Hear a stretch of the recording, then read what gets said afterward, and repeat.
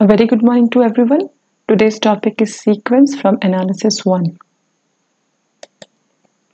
The first theorem is if a sequence AN is bounded if there exists a positive real number capital M such that mod AN less than equal to M for all n belongs to N.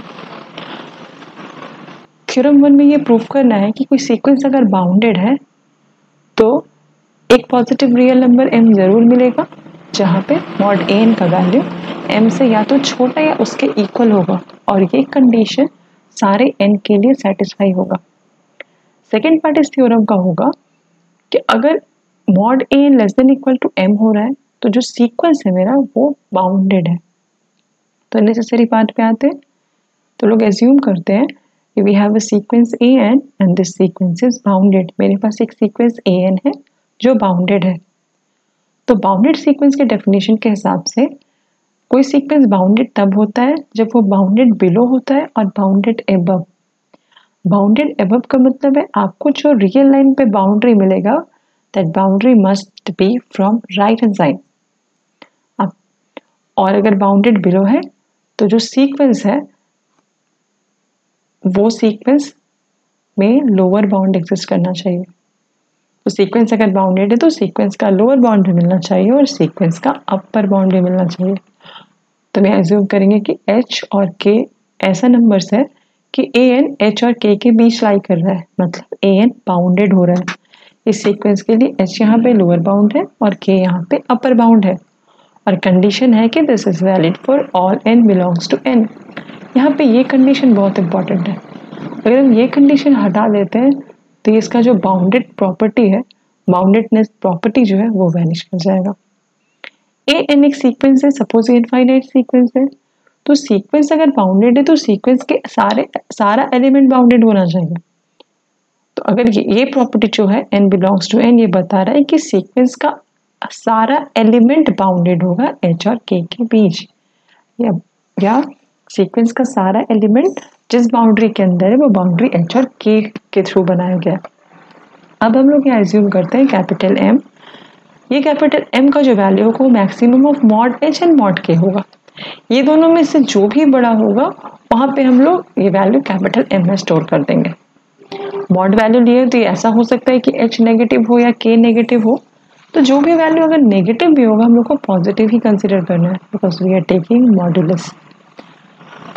अगर m का value maximum of mod h and mod k है तो क्या होगा, mod h का value either less than equal to m होगा या फिर मॉड k का value less than equal to m होगा। अगर मॉड का वैल्यू किसी भी नंबर से छोटा है उसके इक्वल है तो ये प्रॉपर्टी सेटिस्फाई करता है। ठीक है, मतलब h का वैल्यू माइनस m और m के बीच रहेगा। सिमिलरली k का वैल्यू माइनस m और m के बीच। अब ये इक्वेशन नंबर 1 में आपको ये मिला, इक्वेशन नंबर 2 में आपको ये मिला, मतलब an यहाँ पे h और k के बीच था और h यहाँ पे माइनस m के बीच है, k माइनस m के बीच है। तो कंबाइन करेंगे तो ये रिलेशन मिलेगा। इस रिलेशन में हम लोग h और k को हटाते हैं तो an माइनस m और m के बीच लाइक होगा, मतलब mod an is less than equal to m। तो फर्स्ट पार्ट यहाँ पे प्रूफ होता है। सेकेंड पार्ट पे आते हैं, let m be a positive real number such that mod an less than equal to m।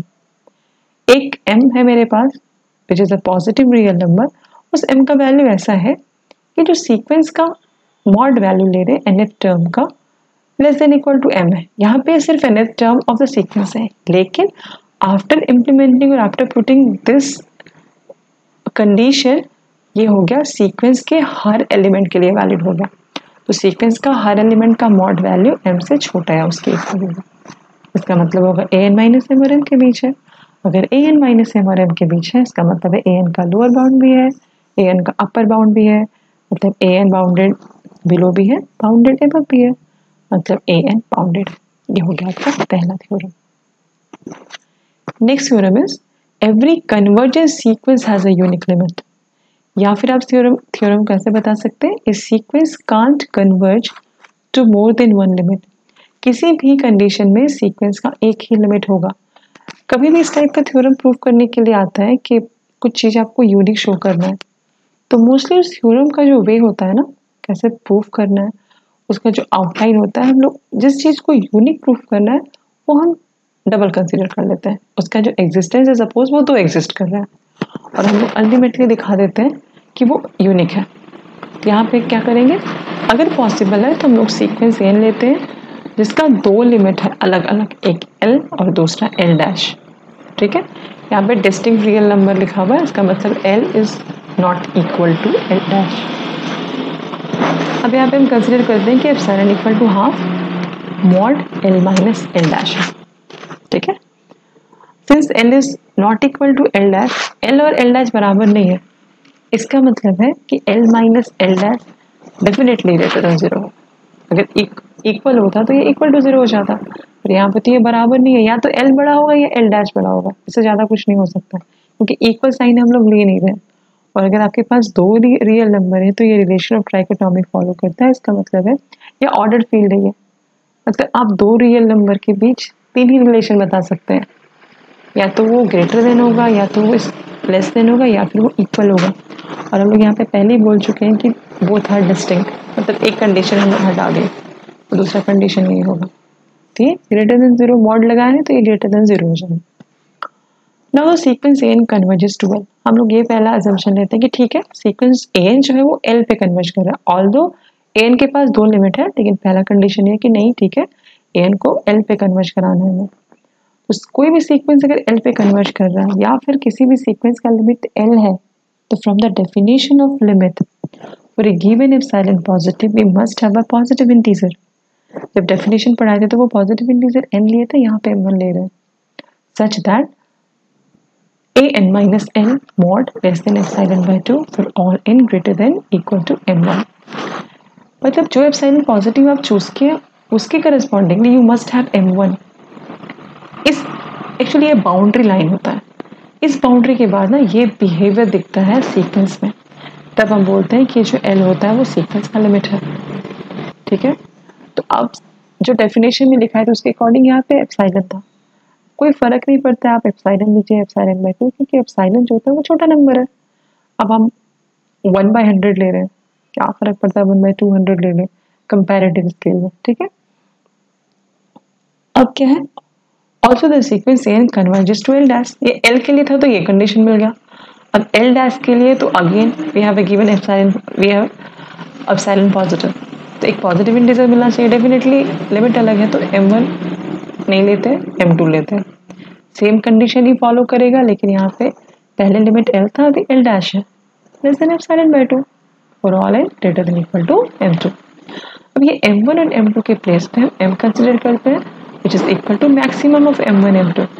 m1 m2 में जो मैक्सिमम होगा वो असाइन कर रहे हैं m, तब क्या होगा an minus L mod less than epsilon by 2, an minus L dash less than epsilon by 2 for all n। ये दोनों के प्लेस पे हम लोग m, ये दोनों को m से रिप्लेस कर देते हैं। ठीक है, तो ये हो गया m। अब लेते हैं l minus L dash mod का वैल्यू, यहाँ पे an सब्ट्रैक्ट और an ऐड करते हैं तो ये बैलेंस्ड हो जाएगा। अब इसमें ट्रायंगल इनइक्वालिटी लगाते हैं, ट्रायंगल इनइक्वालिटी लगाएंगे तो ये सेपरेट होगा, लेकिन अब यहाँ पे इक्वल साइन नहीं रहेगा, तो this is less than equal to. अब इसका वैल्यू एप्सिलॉन बाय 2 था, इसका वैल्यू एप्सिलॉन बाय 2 था, पर यहाँ पे तो relation less than equal to नहीं है, यहाँ पे सिर्फ लेस देन है, तो यहाँ पे सिर्फ लेस देन आएगा epsilon by 2 and this is equal to epsilon, मतलब L minus L dash is less than epsilon, this is not equal to epsilon. यहाँ पे L minus L dash mod equal to epsilon नहीं है, L minus L dash mod is less than epsilon, again condition is n greater than equal to m। Ultimately क्या मिल रहा है कि mod L minus L dash less than epsilon for all n greater than equal to m। अब क्या, ये तो contradiction है। क्यों कॉन्ट्राडिक्शन है, क्योंकि हम लोग पहले ही एज्यूम कर चुके हैं कि एप्सिलॉन का जो वैल्यू है वो 1/2 L माइनस एल डैश है, यहाँ पे तो ऐसा हो नहीं रहा है, इसलिए जो हमारा एजम्पशन था वो गलत है। गलत है मतलब क्या होगा, और हमारा एजम्पशन क्या था कि हम लोग दो रियल नंबर चूज किए थे, वो दोनों रियल नंबर क्या था, अलग अलग रियल नंबर था, और वो दोनों an का लिमिट था। ये कॉन्ट्राडिक्शन आ गया, इसलिए जो हम एज्यूम किए थे वो गलत है। मतलब अल्टीमेटली क्या होना चाहिए, l equal to L dash, मतलब किसी भी कन्वर्जेंस सीक्वेंस का जो लिमिट वो यूनिक होना चाहिए। Next is theorem number 3, every convergence sequence is bounded. अब यहाँ पे प्रूव करना है कि जो कन्वर्जेंस सीक्वेंस होता है वो बाउंडेड होता है। अब कन्वर्जेंस सीक्वेंस क्या होता है, कोई भी सीक्वेंस कन्वर्जेंट है, इसका मतलब उस सीक्वेंस का जरूर कोई ना कोई लिमिट एग्जिस्ट करेगा, कोई ना कोई क्या लिमिट तो यूनिक होता है, तो उस सीक्वेंस का लिमिट मिलना चाहिए। तो चलिए देखते हैं क्या होगा। Late N be A convergent sequence, कहाँ पे कन्वर्ज कर रहा है, एल पे। और क्यों हम लोग लिख रहे हैं एल पे कन्वर्ज कर रहा है, क्योंकि थ्योरम में मेंशन है कि जो कन्वर्जेंट सीक्वेंस है वो जो सीक्वेंस है वो कन्वर्जेंट है। तो अगर हम बता रहे हैं कि कोई सीक्वेंस है वो कन्वर्जेंट है, तो हमें इस ऑब्वियस कि उस सीक्वेंस का लिमिट है और या फिर वो सीक्वेंस किसी लिमिट पे कन्वर्ज कर रहा है। अब यहाँ पे एप्सिलॉन का वैल्यू 1 चूज कर लो, ठीक है। अब यह मैंडेटरी नहीं है या ये इंपॉर्टेंट नहीं है कि आपको 1 ही चूज करना, आप यहाँ पे कुछ भी ले सकते हैं।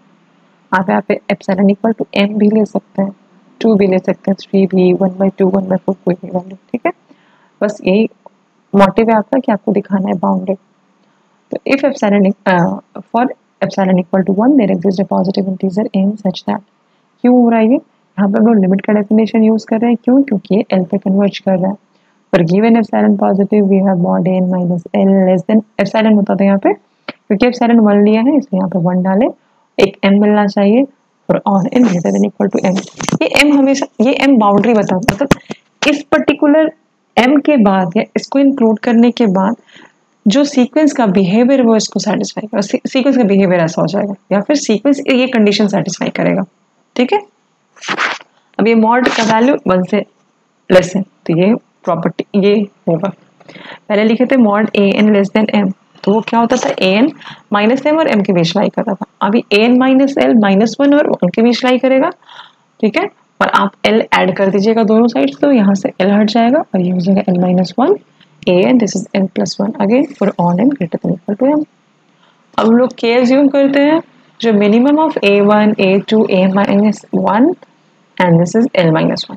इतना सारा वैल्यू जो है, तो ये कितना वैल्यू हो गया, ये m-1 और ये एक एक्स्ट्रा तो m, मतलब m-1 + 1 m, और यहाँ पे भी m-1 + 1, मतलब इस m नंबर ऑफ टर्म्स में जो सबसे मिनिमम होगा वो k है और ये m नंबर ऑफ टर्म्स में जो मैक्सिमम होगा ये कैपिटल k है।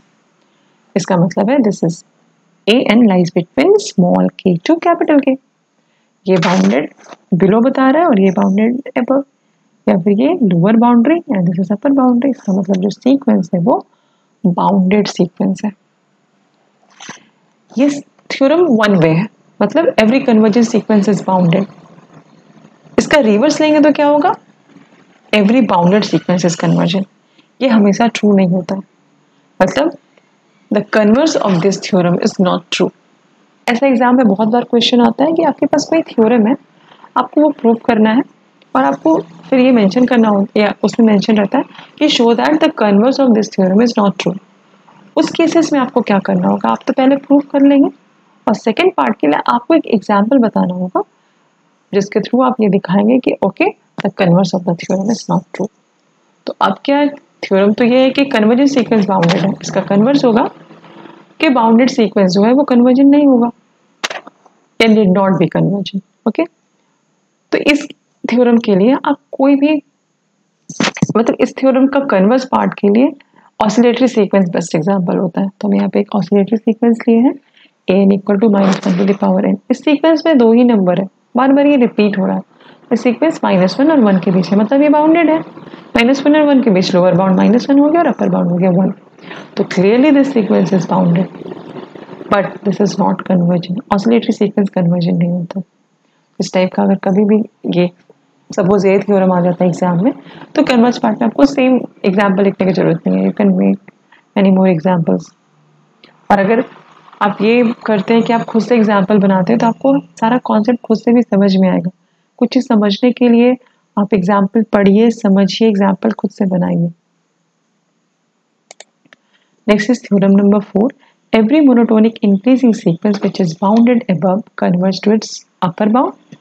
कोई भी मोनोटोनिक इंक्रीजिंग सीक्वेंस है तो वो कन्वर्ज करेगा कहाँ पे, उसके अपर बाउंड पे, और अगर मोनोटोनिक डिक्रीजिंग सीक्वेंस है तो वो अपने लोअर बाउंड पे कन्वर्ज करेगा।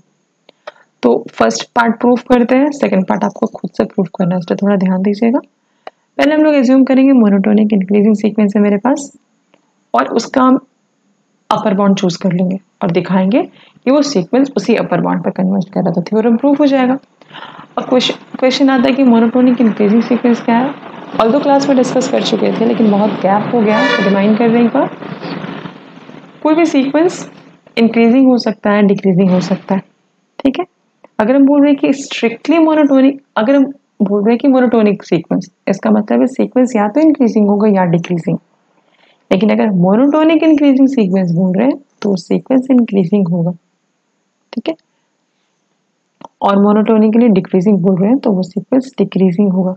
एक स्पेशल टर्म आता है strictly monotonic increasing. Monotonic increasing के केस में अगर आपको बताना है कि कोई सीक्वेंस मोनोटोनिक इंक्रीजिंग है तो ऐसा होगा कि A M is less than equal to A N, ठीक है।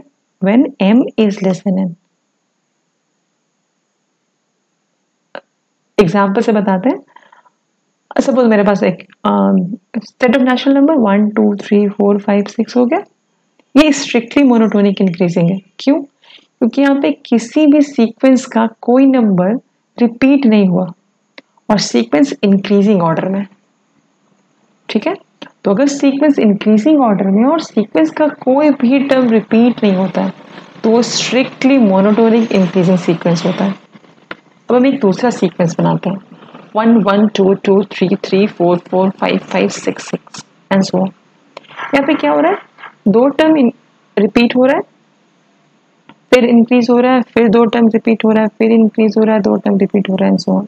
तो ये मोनोटोनिक इंक्रीजिंग सीक्वेंस है। क्यों? क्योंकि कहीं कहीं पे इक्वल साइन हम लोग देख रहे हैं कि अच्छा पहला टर्म दूसरे टर्म के इक्वल है, then third term fourth term के इक्वल है एंड सो ऑन। सिमिलरली अगर मोनोटोनिक डिक्रीजिंग बोलेंगे तो कुछ टर्म इक्वल हो सकता है, लेकिन अगर हम स्ट्रिक्टली मोनोटोनिक डिक्रीजिंग बोलेंगे तो कोई टर्म इक्वल नहीं होगा। तो चलिए प्रूफ पे आते हैं। Let N be a monotonically increasing sequence which is bounded above. अगर इंक्रीजिंग सीक्वेंस और दिखाना है कन्वर्ज कर रहा है अपर बाउंड, तो डेफिनेटली वो बाउंडेड अबव होगा, मोनोटोनिकली इंक्रीजिंग, ठीक है। Let U be its least upper bound. Least upper bound का मतलब है अगर आपके पास कलेक्शन ऑफ अपर बाउंड्स है तो उसमें जो सबसे छोटा वैल्यू है that is least upper bound, ठीक है। We shall show that N converge to U. यहाँ पे हम लोग यू को लीस्ट अपर बाउंड लिए हम दिखाएंगे कि सीक्वेंस यू पे कन्वर्ज कर रहा है। तो let epsilon positive be given, तो यू का वैल्यू जो यू माइनस एप्सिलॉन से डेफिनेटली बड़ा होगा। यू जितना भी छोटा नंबर है, अगर हम यू से एप्सिलॉन जितना भी छोटा नंबर है, अगर हम यू से उसको सब्ट्रैक्ट कर दिए तो वो डेफिनेटली यू से छोटा हो जाएगा। Therefore, u minus epsilon is not an upper bound of an। Upper bound होने के लिए कोई भी नंबर किसी भी सीक्वेंस का अपर बाउंड है, उसका मतलब है सीक्वेंस का हर एलिमेंट उस अपर बाउंड से या तो छोटा होगा या उसके इक्वल। यहाँ पे u माइनस एप्सिलॉन u से तो छोटा है, इसलिए u minus epsilon upper bound नहीं होगा। So there exist a positive integer m such that sequence का कोई एक एलिमेंट जरूर होगा जो u माइनस एप्सिलॉन से बड़ा है। Since n is monotonically increasing, अगर मोनोटोनिकली इंक्रीजिंग है तो देखिए यहाँ पे n is greater than equal to am and यहाँ पे am greater than u minus epsilon, तो यहाँ पे मिक्स किया इसको। ये कंडीशन बहुत ही इंपॉर्टेंट है for all n greater than equal to m। अगर ये कंडीशन रिवर्स हो गया तो ये मोनोटोनिकली डिक्रीजिंग बन जाएगा, ठीक है। इसका मतलब क्या है, जैसे जैसे आप n को बढ़ा रहे हैं, ठीक है, तो an और am के बीच में यही रिलेशन होना चाहिए। अगर हम n का वैल्यू 5 लिए हैं तो ये होना चाहिए a5, m का वैल्यू अगर 4 है तो a5 must be greater than और इक्वल टू a4। ये मोनोटोनिकली इंक्रीजिंग का डेफिनेशन है। अगर स्ट्रिक्टली मोनोटोनिकली इंक्रीजिंग रहता तो इक्वल साइन यहाँ से हट जाता। तो अगर ये लाइन लिखे तो ये लाइन लिखना आसान है, बीच का m को हटा सकते हैं, तो n is greater than u minus epsilon for all n greater than equal to m। Also u is the least upper bound of n। अगर लीस्ट अपर बाउंड है तो n is less than equal to u plus epsilon या an less than u plus epsilon for all n belongs to capital N। अब equation number 1 और 2 को combine करते हैं। एक केस में an u माइनस एप्सिलॉन से बड़ा था, दूसरे केस में an u प्लस एप्सिलॉन से छोटा है। कंबाइन करेंगे तो ये रिलेशन मिलेगा and this relation is equivalent to this relation and this relation stands for limit n tends to infinity an equal to u। इसका मतलब है कि an u में कन्वर्ज कर रहा है। अब सेकेंड पार्ट में आते हैं जहाँ पे एक मोनोटोनिक डिक्रीजिंग सीक्वेंस कंसिडर करना और दिखाना है कि वो सीक्वेंस लोअर बाउंड में कन्वर्ज कर रहे हैं। कैसे दिखाना है, सेम ही प्रोसेस होगा, कहीं कहीं पे चेंजेस है। यहाँ पे मोनोटोनिकली डिक्रीजिंग, यहाँ पे ग्रेटेस्ट लोअर बाउंड, ये रिलेशन थोड़ा चेंज होगा, यहाँ पे u प्लस एप्सिलॉन आएगा and this is greater than u, यहाँ पे थोड़ा चेंज आएगा, यहाँ थोड़ा चेंज। लेकिन ऐसा नहीं है कि ये सेकेंड थ्योरम आप नहीं कर पाएंगे, यहाँ पे मोनोटोनिकली इंक्रीजिंग है तो आप डिक्रीजिंग करेंगे, ये रिलेशन चेंज करेगा, ये रिलेशन चेंज करेगा। एक बार करिएगा, ठीक है, आपका फर्स्ट थ्योरम है, खुद से प्रूव करिए। Next theorem is theorem number 5. The necessary and sufficient condition for the convergence of a monotonic sequence is that it is bounded. ये क्वेश्चन एग्जाम में आता है, क्वेश्चन नंबर 3 भी आता है एग्जाम में, क्वेश्चन नंबर 4 भी, और question number 5 which is the combination of 3 and 4, ये सब सारा एग्जाम में आता है। अगर क्वेश्चन थ्योरम नंबर 5 एग्जाम में आता है कि आपको नेसेसरी एंड सफिशिएंट कंडीशन दिखाना है for the convergence of a monotonic sequence, तो आपको थ्योरम 3 बताना होगा, साथ में आपको थ्योरम 4 बताना होगा, जिसमें आपको 2 पार्ट में उसको प्रूव करना है कि मोनोटोनिकली इंक्रीजिंग सीक्वेंस जो है वो अपने लीस्ट अपर बाउंड पे कन्वर्ज या अपने अपर बाउंड पे कन्वर्ज करता है, और मोनोटोनिक डिक्रीजिंग सीक्वेंस जो है वो अपने लोअर बाउंड पे कन्वर्ज करता है। यहाँ पे क्योंकि मोनोटोनिक सीक्वेंस लिखा हुआ है तो मोनोटोनिक सीक्वेंस का मतलब है या तो सीक्वेंस इंक्रीजिंग या डिक्रीजिंग। तो आपको थ्योरम नंबर 3, थ्योरम नंबर 4 का first part and theorem number 4 का सेकंड पार्ट, ये सब कुछ प्रूव करना होगा। अगर ये थ्योरम को ऐसे लिखा जाए कि the necessary and sufficient condition for the convergence of A monotonic increasing sequence is that it is bounded, तो आप थ्योरम नंबर 3 लिखेंगे और थ्योरम नंबर 4 का फर्स्ट पार्ट। अगर ये डिक्रीजिंग होगा तो theorem number 3 plus theorem number 4 का सेकंड पार्ट। नेक्स्ट इज सब सीक्वेंस, बहुत कुछ लिखा हुआ है, ठीक है, सिंपल डेफिनेशन है सब सीक्वेंस का।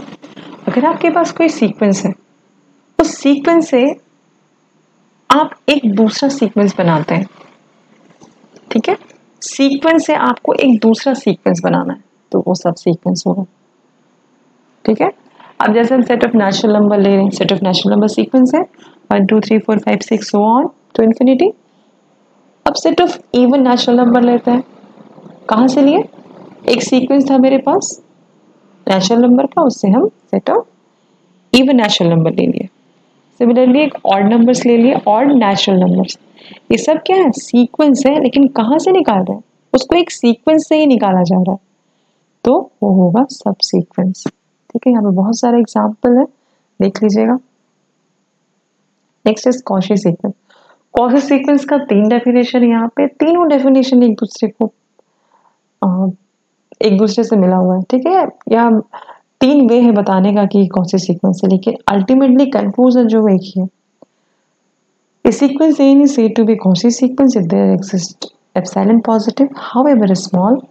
There exists a positive integer m depending upon epsilon such that mod a n minus a n less than epsilon for all n greater than equal to m. n को आप m plus p से replace कर दीजिए, ये relation आ जाएगा, और second हो जाएगा n को p से रिप्लेस करिए, m को q से रिप्लेस करिए, मिल जाएगा। आप कोई भी डेफिनेशन दे सकते हैं, इवन आप ये डेफिनेशन देख के समझ सकते हैं कि every Cauchy sequence is convergent. n greater than equal to m पे अगर m का वैल्यू l है ना, तो this mod n minus l less than epsilon का मतलब ही है कि Cauchy every Cauchy sequence is conversion. Proof देखते हैं, चलिए। First next is theorem number 6, Cauchy general principle of convergence. क्या है ये, एग्जाम में क्वेश्चन आता है state and proof Cauchy general principle of convergence, तो आपको याद रखना होगा ये कि sequence is convergent if and only if it is Cauchy sequence. अगर ये स्टेटमेंट आया तो आप ये प्रूफ कर लेंगे, लेकिन अगर ये by name of the scientist आया या by name of the theorem तो आपको ये स्टेटमेंट लिखना होगा, ठीक है। स्टेटमेंट या तो सेम लिखे ऐसा, या फिर जो लैंग्वेज आप लोग यूज करेंगे उसमें स्टेटमेंट का मीनिंग चेंज नहीं होना चाहिए। तो क्या होगा, इस sequence is convergent if and only if it is a Cauchy sequence. तो हम लोग एज्यूम करते हैं कि सीक्वेंस जो है वो कन्वर्जेंट है, दिखाना होगा कि वो कन्वर्जेंट सीक्वेंस जो है वो कॉची है।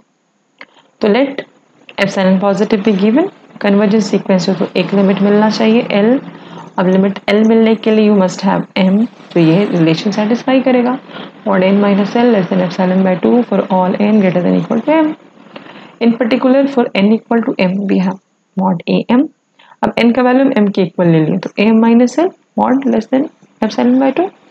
अब मॉड n माइनस am लिया, l एड l सब्ट्रैक्ट किए, ठीक है, यहाँ पे माइनस l और यहाँ पे माइनस माइनस प्लस है, ट्रायंगल इनइक्वालिटी लगाए, दोनों का वैल्यू एप्सिलॉन बाय 2 है, तो ultimately mod N minus L mod N minus ए एम का वैल्यू हो जाएगा लेस देन एप्सिलॉन। सब में कंडीशन लगा हुआ है for all n greater than equal to L, मतलब mod N minus A M less than epsilon for all n greater than equal to L. तो ये दिखा रहा है कि this is a Cauchy sequence. First part proof हो गया। Next दिखाना है कि जो कॉची सीक्वेंस है ये कन्वर्जेंट होगा। अज्यूम करते हैं कि ठीक है, चलो a n be a Cauchy sequence, since every Cauchy sequence is bounded therefore mod n is bounded. सारा कॉची सीक्वेंस बाउंडेड है तो एन बाउंडेड होगा, क्यों? क्योंकि एन कॉची सीक्वेंस है। Since every bounded sequence has a cluster point, ये Bolzano Weierstrass theorem है कि जितना भी बाउंडेड सीक्वेंस है उसका लिमिट पॉइंट एग्जिस्ट करेगा। क्लस्टर पॉइंट, लिमिट पॉइंट, ये सब एक ही है। We shall show that mod an converges to L। हम लोग दिखाएंगे कि mod an जो है वो L पे कन्वर्ज करेगा। कैसे दिखाएंगे? Let epsilon positive be given। an is a Cauchy sequence। an Cauchy sequence है, Cauchy sequence है तो m मिलेगा। वो m कैसा होगा?